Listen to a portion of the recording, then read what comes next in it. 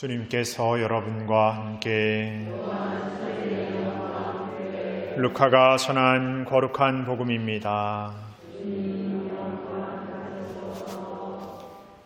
그때 예수님께서 벙어리 마귀를 쫓아내셨는데 군중 가운데 몇 사람은 저자는 마귀 우두머리 베엘제불의 힘을 빌려 마귀들을 쫓아낸다 하고 말하였다. 다른 사람들은 예수님을 시험하느라고 하늘에서 내려오는 표징을 그분께 요구하기도 하였다. 예수님께서는 그들의 생각을 아시고 이렇게 말씀하셨다. 어느 나라든지 서로 갈라서면 망하고 집들도 무너진다. 사탄도 서로 갈라서면 그의 나라가 어떻게 버텨내겠느냐. 그런데도 너희는 내가 베엘제불의 힘을 빌려 마귀들을 쫓아낸다고 말한다. 내가 만일 베엘제불의 힘을 빌려 마귀들을 쫓아낸다면 너희의 아들들은 누구의 힘을 빌려 마귀들을 쫓아낸다는 말이냐? 그러니 바로 그들이 너희의 재판관이 될 것이다. 그러나 내가 하느님의 손가락으로 마귀들을 쫓아내는 것이면 하느님의 나라가 이미 너희에게 와 있는 것이다. 힘센 자가 완전히 무장하고 자기 저택을 지키면 그의 재산은 안전하다.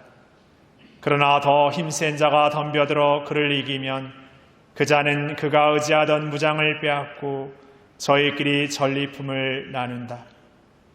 내 편에 서지 않는 자는 나를 반대하는 자고 나와 함께 모아들이지 않는 자는 흩어버리는 자다. 더러운 영이 사람에게서 나가면 쉴 때를 찾아 물 없는 곳을 돌아다니지만 찾지 못한다. 그때 그는 내가 나온 집으로 돌아가야지 하고 말한다. 그러고는 가서 그 집이 말끔히 치워지고 정돈되어 있는 것을 보게 된다. 그러면 다시 나와 자기보다 더 악한 영 7을 데리고 그 집에 들어가 자리를 잡는다.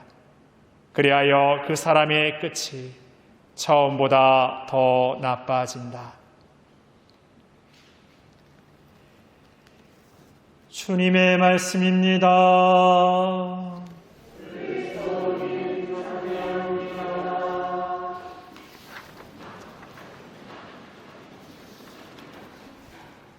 참 예수님, 오늘 이 날씨 좋은 날 저는 아침에 건강검진을 받으러 갔습니다. 저 시내에 있는 그 건강 같은 그 센터 있지 않습니까? 그 연동에 있는 거기를 갔는데 평소에 꽉 찬다는 말을 듣고 새벽 이렇게 7시도 되기 전에 가서 번호표 2번을 받았어요. 그래서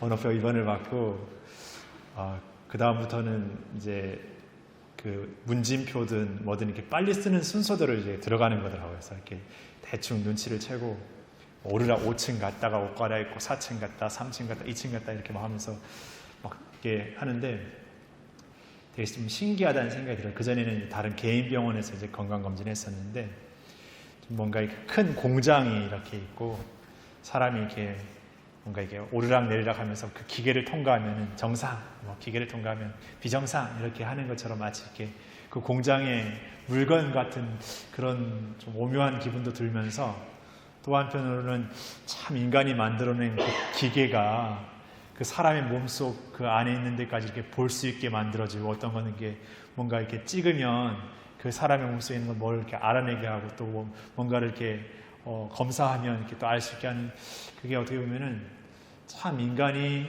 이 삶을 통해서 굉장한 어떤 그 지적이고 어떤 삶의 어떤 것들을 이렇게 발전시켜 왔다는 생각에서 참 놀랍다라는 생각이 들었습니다. 그리고 지금 그 제주 시내에 있는 도립도서관에서 전시하고 있는 내용 중에 뭐가 있냐면은 그 작가들의 오래된 작품을 복원하는 거지 않습니까? 그러니까 막 1800년대, 1700년대 막 오래된 그 작품들을 정말 기가 막히게 그 복원을 합니다. 그러니까 복원을 하는 게 그 작품을 똑같이 막 이렇게 하는 것도 있지만 그 복원의 기준에는 그 작가의 어떤 그 상태를 가장 잘 재현시킬 수 있도록, 그러니까 너무 인위적인 후세에 가미를 하지 않으면서 이렇게 복원을 하더라고요. 근데 거기에도 기계부터 시작해서 뭐 색깔부터 시작해서 색깔도 막 천차만별, 막 색깔에다가 무슨 투시해가지고 막 그러니까 야, 참 그 인간의 어떤 대단함을 이렇게 느꼈습니다. 왜 이런 얘기를 말씀드리냐면, 우리가 세상을 살면 참 인간이 발전시켜온 과학이나 어떤 지적인, 어떤 학문적인 여러 가지 분야의 어떤 발전들을 보면 놀라울 일이 그지 없습니다. 그래서 어떻게 보면 그걸 이렇게 나름대로 이렇게 맹신한 거죠.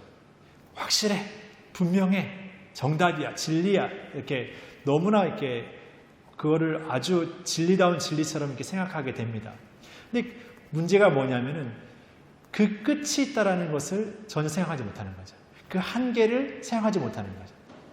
어떻게 보면은 약간의 과학 맹신주의, 어떻게 보면은 어떤 지적인 맹신주의에 어떤 빠지다 보면 우리 인간이 갖고 있는 너무나도 그 약함, 부족함이라는 것은 어떻게 보면 개인의 일탈 같은, 혹은 뭐 누군가의 어떤 이야기, 뒷이야기 같은 것으로 이렇게 치부해버리고 뭔가 이렇게 수면으로 이렇게 올리려 하지 않습니다. 그러니까 마치 우리의 어떤 그 뭔가 이렇게 약하고 부족하고 이런 것들은 뒤로 이렇게 숨겨두고 인간의 어떤 놀라움, 대단함만을 이렇게 거기에만 취해 있는 그런 모습으로 살 수가 있습니다. 그런데 우리가 삶을 살면서 그런 어떤 우리의 인간의 어떤 대단함과 놀라움만에 취해서 살 수는 없죠. 왜냐하면 우리의 삶의 현실은 분명히 현실이기 때문에 그렇습니다. 그러니까 우리의 삶의 현실이 진실이 알려주는 것을 이렇게 마주한다라는 것은 분명한 인간의 어떤 노력들과 어떤 많은 어떤 성과들을 인정하면서도 거기에 인간의 약점이 있다라는 것을 우리가 만나게 되는 것이죠.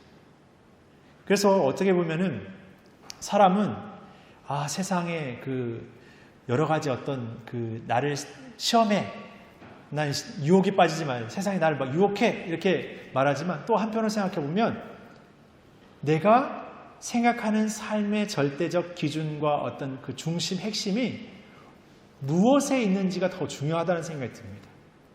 그러니까 나를 시험하고 유혹한다고 생각하는 만큼 세상에 주는 어떤 힘과 어떤 그 속삭임이 크게 느껴지는 거죠.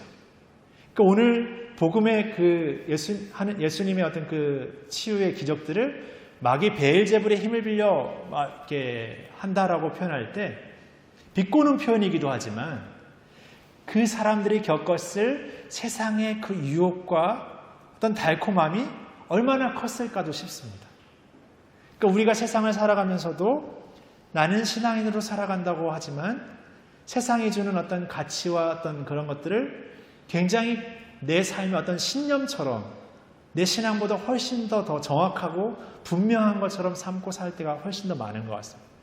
그래서 세상에서 겪게 되는 어떤 현실 앞에서 그것을 유혹이라고, 그것을 위기라고, 그것을 실패라고 말하고 있는 것은 아닐까 또 한번 이렇게 뒤집어 생각해 보고 싶습니다. 그래서 우리가 생각해 보고 싶은 것은 다시 나의 기준에 나는 하느님을 얼마만큼 신뢰하는 삶으로 살고 있는가. 오늘 요엘의 예언처럼 그 주님의 날이 우리에게 들이닥친다는 그 예언을 그냥 성경에서 말하는 그냥 묵시록적인 이야기, 그냥 그 마지막 날에 대한 어떤 먼 이야기.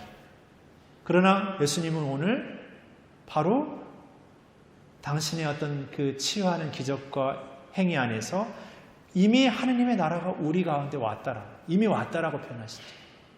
그러니까 우리가 살아가는 삶의 자리가 이미 하느님의 나라가 우리의 삶과 우리의 신앙을 통해서 이미 현존하고 있는 신앙입니다. 현존하고 있는 이야기라는 것이죠.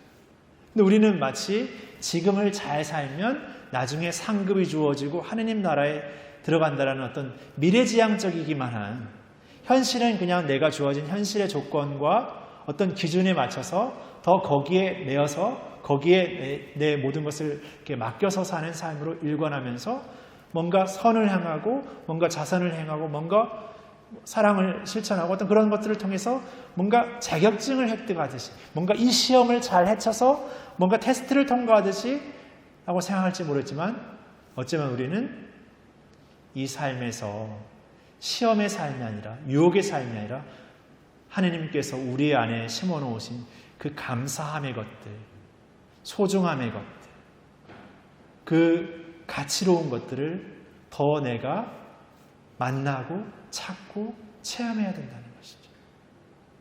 그러니까 하느님께서 뭔가 이렇게 테스트를 통해서 이 테스트를 통과한 사람들을 나는 하느님의 나라, 천국으로 이렇게 데려갈 거야 라는 의미보다 저는 이 세상에 어떻게 보면 세상의 방식이 세상의 논리가 더 우위에서 접하고 판을 치는 어떤 세상 속에서 하느님의 가치가 그 모든 것 안에서 얼마나 신비롭고 놀라운 가치인지를 우리가 깨닫도록 이 여정을 초대하시는 것 같습니다. 그래서 어떻게 보면 인간의 그 놀라움과 강함보다 어떻게 보면 인간의 그 약함과 부족함 안에서 진정한 인간의 가치를 발견하도록 또 초대하신 것 같습니다. 그래서 인간이 인간적으로 볼 때 약하고 부족한 존재일 수 있지만 그 부족함과 약함 안에도 하나님께서 주신 선물이 있다는 것. 그래서 우리의 삶의 순간순간 그 모든 시간이 하나님이 주신 은총의 시간이라는 것이죠. 그런데 우리는 뭔가 내가 잘 되어질 때, 뭔가 내 일이 잘 풀릴 때, 뭔가 좋은 일이 생겼을 때 그때야 내가 뭔가 축복을 받는다 생각합니다. 나에게 안 좋은 일이 생겼을 때, 불편한 일이 생겼을 때, 어려운 일이 생겼을 때는 나는 불행을 겪고 있다고 생각하죠. 그러나 현실이 우리의 삶이 그렇다 하더라도 그 가운데서 우리가 하나님의 뜻이 무엇인지, 그분께서 우리에게 이 시간을 통해서 나에게 무엇을 초대하고 계신지를 우리가 생각한다면 늘 우리의 삶의 순간들은 그분께서 우리에게 보내시는 그 메시지, 그 사랑의 메시지, 그리고 진리의 메시지, 참된 삶의 메시지를 우리가 읽게 되고 만나게 된다고 생각합니다. 그런 삶을 우리가 찾고 살았으면 좋겠습니다.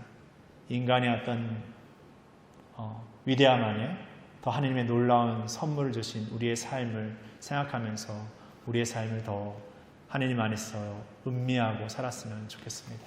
잠시 묵상하시겠습니다.